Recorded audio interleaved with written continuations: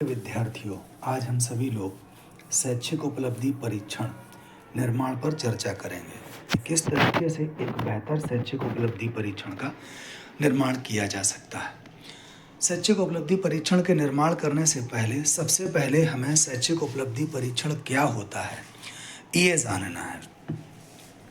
अगर हम शैक्षिक उपलब्धि परीक्षण को जान लेंगे तो उसके निर्माण की प्रक्रिया को आसानी से पूरा कर पाएंगे। तो सबसे पहले आती है सैद्धांतिक ज्ञान की बात। तो यहाँ पर हम आज सैद्धांतिक ज्ञान अर्थात शैक्षिक उपलब्धि परीक्षण क्या होता है, कैसे निर्माण किया जाना है, क्या विशेषताएं हैं, उसका क्या महत्व है, क्या उसकी परिभाषा है, कौन कौन से कंपोनेंट्स आते हैं, एक अच्छे शैक्षिक उपलब्धि परीक्षण के अंदर कौन कौन से मूल कंपोनेंट्स होने चाहिए, क्या विशेषताएं होनी चाहिए, इन सभी चीज़ों पर चर्चा करेंगे। जैसा कि यहाँ पर आप देख पा रहे हैं कि शैक्षिक उपलब्धि परीक्षण को जानने से पहले हमें यह जानना आवश्यक है कि परीक्षण कहते किसे हैं। तो उसके लिए हमने यहाँ पर पहला हेडिंग लिखा हुआ है कि परीक्षण, और उसके बाद में फिर हम आगे बढ़ते हैं। तो परीक्षण के बहुत सारे प्रकारों की बात की जाती है, उसी में से एक आता है उपलब्धि परीक्षण। जैसा कि आप यहाँ पर देख पा रहे हैं कि उपलब्धि परीक्षण का अर्थ एवं परिभाषा क्या है। तो यहाँ पर मैंने उपलब्धि परीक्षण का अर्थ लिखा हुआ है और उसके बाद में मैंने यहाँ पर उपलब्धि परीक्षण की कुछ परिभाषाएं दी हैं, जैसे प्रेसी, रॉबिन्सन एंड हॉरक्स के अनुसार, गैरिसन के अनुसार, थॉर्नडाइक और हेगन के अनुसार, एवेल के अनुसार और फ्रीमैन के अनुसार। अब इसके बाद हम बात करते हैं कि उपलब्धि परीक्षण की कौन कौन सी विशेषताएं होती हैं।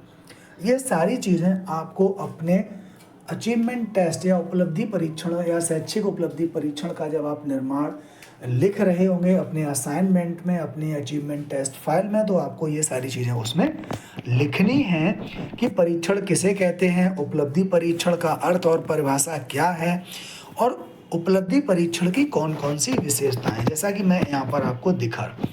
अब बात आती है कि उपलब्धि परीक्षण का हम निर्माण करते क्यों हैं।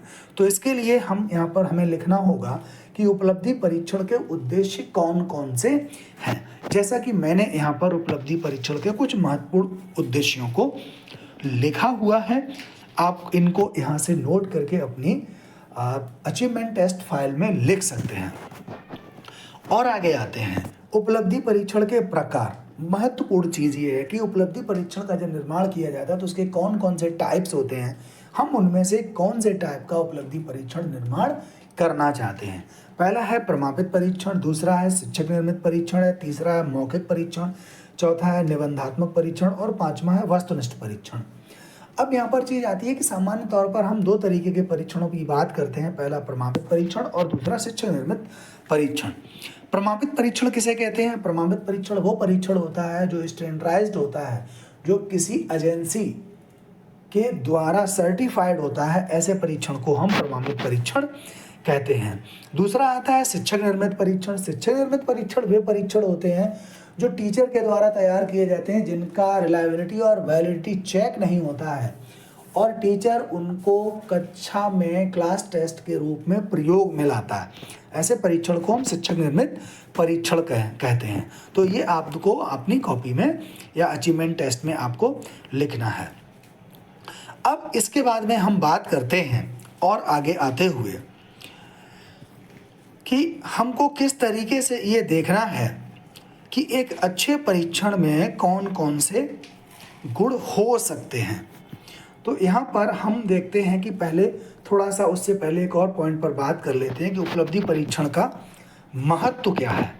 तो उपलब्धि परीक्षण की आवश्यकता हमको क्यों पड़ती है, तो मैंने यहाँ पर कुछ पॉइंट लिखे हैं कि निम्नतम कार्य स्तर की जांच करना, अर्थात हमको ये पता लगाना है कि क्लास में ऐसे कौन से बच्चे हैं जिनका लर्निंग लेवल लो रहा है, कहीं पर इसका सिलेक्शन किसी का करना है उसके IQ लेवल के आधार पर, या बहुत सारे फील्ड्स होते हैं जहाँ पर किसी भी चीज़ का जब सिलेक्शन की बात आती है तो उसके लिए भी हम अचीवमेंट टेस्ट या टेस्ट जो है उसकी उपयोगिता को समझते हैं।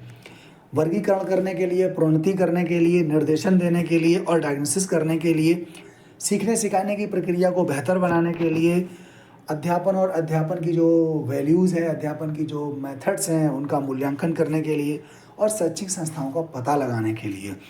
साथ ही साथ इसके बाद में हम बात और करें तो पाठ्यक्रम की उपयोगिता, उपयुक्तता और उसकी सार्थकता का पता लगाने के लिए भी हम परीक्षण का उपयोग करते हैं।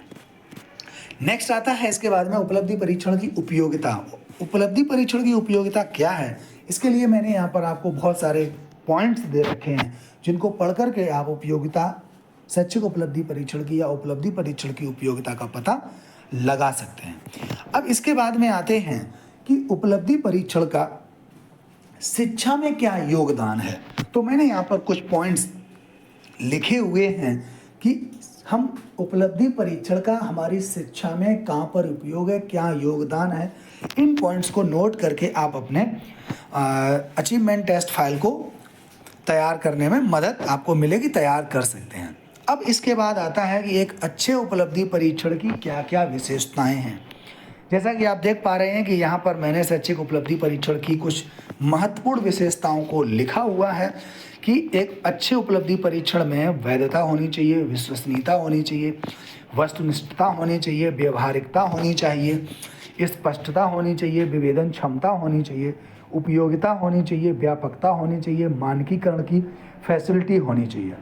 अब इसके बाद में थोड़ी सी बात कर लेते हैं कि उपलब्धि परीक्षण की कौन कौन सी सीमाएं हैं। कई बार कुछ उपलब्धि परीक्षण हमको प्रॉपर जानकारी नहीं उपलब्ध करा पाते हैं, तो ये उपलब्धि परीक्षण की एक कमी है। कई बार ये भी होता है कि उपलब्धि परीक्षण का जो क्राइटेरिया है वो बहुत लिमिटेड होता है, सीमित होता है, हम ब्रॉड लेवल पे उस पर काम नहीं कर पाते हैं। तो ये भी इसी तरीके से, जैसे वस्तुनिष्ठ परीक्षण की बात करें तो वहाँ पर हम क्रिएटिविटी की बात नहीं कर सकते हैं क्योंकि वो क्लोज क्वेश्चनर होने के कारण। तो इस तरीके से इसमें कुछ हमको डीमेरिट्स भी देखने को मिलती हैं। इसके बाद में हम बात करते हैं कि उपलब्धि परीक्षण का निर्माण कैसे किया जाना है। तो उपलब्धि परीक्षण के निर्माण की अगर हम बात करें तो यहाँ सबसे पहले दो सवाल हमारे पास आते हैं। पहला सवाल है क्या मापना है, और दूसरी चीज़ कैसे मापना है। क्या मापना है, इसमें क्या होता है कि सबसे पहले हमको उद्देश्यों का निर्धारण करना है, और उसके बाद में कैसे मापना है इसका मतलब ये कि हमको उस प्रोसेस को फॉलो करना है कि एक उपलब्धि परीक्षण का निर्माण करने के लिए हमको किन किन स्टेप्स को कंप्लीट करना है।